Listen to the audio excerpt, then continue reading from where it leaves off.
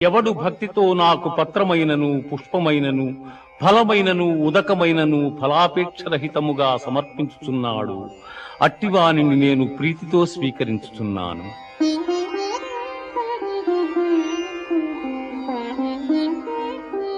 మన్మనాభవ మద్భక్తో మజ్యాజీ మాం నమస్కురు మామే వైష్యసి యుక్త్యేవా ఆత్మానం మత్పరాయణగా.